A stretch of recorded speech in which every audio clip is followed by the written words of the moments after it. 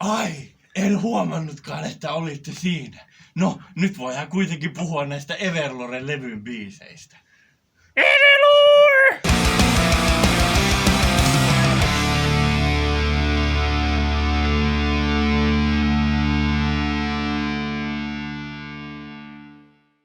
Imaginary Throne, it's like this more rock, hard rock style stuff. A little bit of Thin Lizzy maybe, the Dorian harmony riff, and the song does this thing that I sometimes do with the song structure. It is in Freedom Chaser as well, but the song skips the second chorus and something completely different is played. And then the second chorus comes in the end and it's very different from the first chorus, and that is not how you write a hit song. And I like the opening riff is like this open A string, and later when the riff is played again the bass notes change, so it's like this Aeolian basic minor, not the Dorian stuff.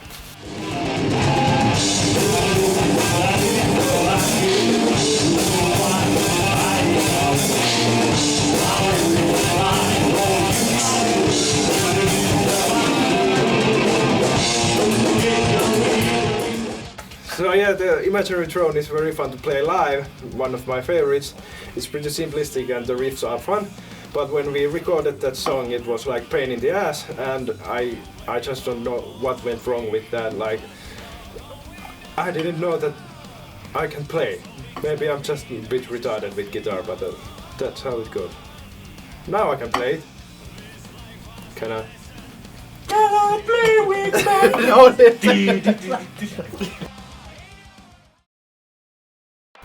I was going through a rough patch in my life and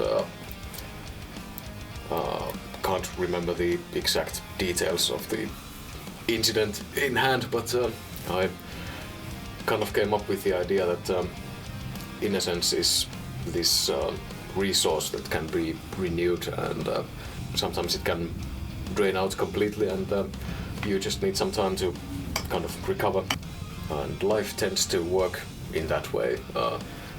Life throws something unexpected at you and you have to deal with it, and then it throws something even more unexpected at you.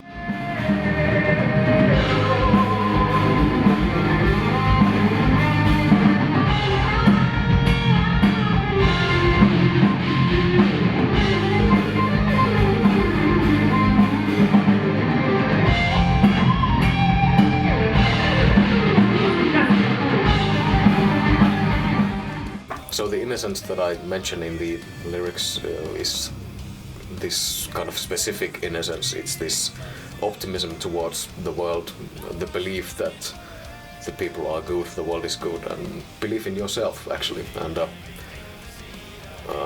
I suppose I am kind of a sensitive person, and it's quite easy to sort of throw me off. It's easy for me to lose my belief in myself and in the world, but I tend to bounce back eventually. But sometimes it's challenging. The solo is one of my favorite solos, but it's also one of the most frightening things I've ever done. I still get incredibly nervous when the solo approaches live. I tend to take a deep breath and then just go for it and hope that everything goes well. Mid-tempo heavy metal gallops, a bass solo, sweep picking. You love sweep picking. What else do you need? The chorus went through a lot of changes.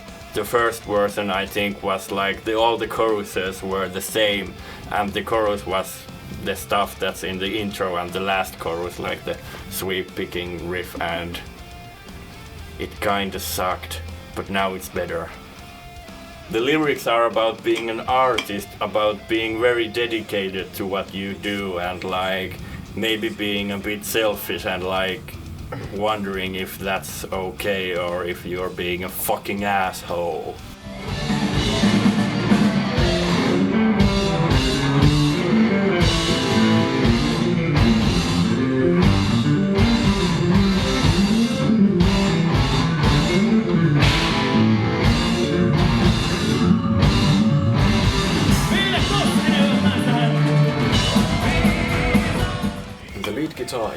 was a challenge for me, but I feel like I grew as a musician, especially during that song, because when Ville presented the song to us, I wasn't that comfortable with sweep picking.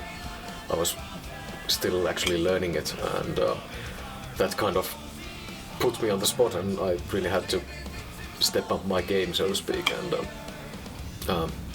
now I love the song. It's still challenging to play because you really have to nail it, because otherwise it sounds like crap. But it's really fun to play. All in all, what is the point in making music if you're not challenging yourself every now and then? I think that's the natural way to grow as a musician. Race for the Sun deals with the feeling of getting back up, getting your mojo back, so to speak. There was a time when I was kind of not taking care of myself, and I paid the price for it, and then it felt incredibly good to kind of bounce back from it, and that's the basic idea behind the lyrics. And I actually came up with the run part, partially because I was really into running that summer. Really enjoyed running in the forest, jogging, kind of racing for the sun. So yeah, this is kind of an optimistic song. And the riff again is kind of not your standard minor heavy metal riff. It has this Dorian feel again, some strange note choices, but it just works. I guess the chorus riff is quite old, because that was from a time when I was studying all these modes and basically just studying how changing the chords affects a simplistic melody. The same melody repeats in the chorus, but the chords change beneath, and that makes all the difference in the world. The solo part is again one of my favorite solos, and that's also one of the solos that kind of makes me nervous when playing it live, because there's this quite quick run in the end that kind of has to go right.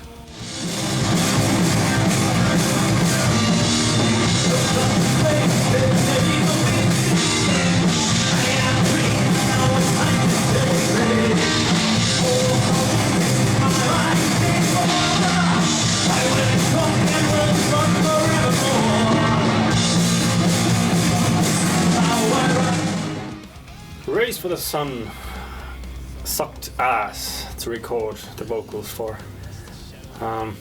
It was so hard. It was technically so challenging. The highs are so high, and there's a lot of, and not just that, but there's a lot of changing the melody, and you just have to get those right. And there's a layer upon layer upon layer of tracks in the vocals, and it was really one of those milestones to get the vocals done for this track, and I think it's kind of set the par for all the future songs with Everlore.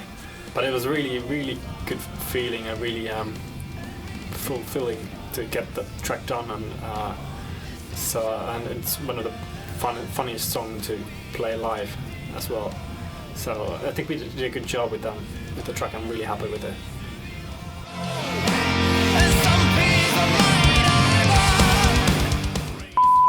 Mä äkkiä sanoin, että it fucking sucks.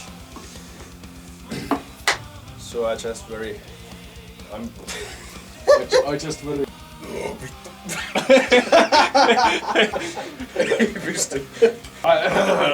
a nerd. Okay, like the opening riff.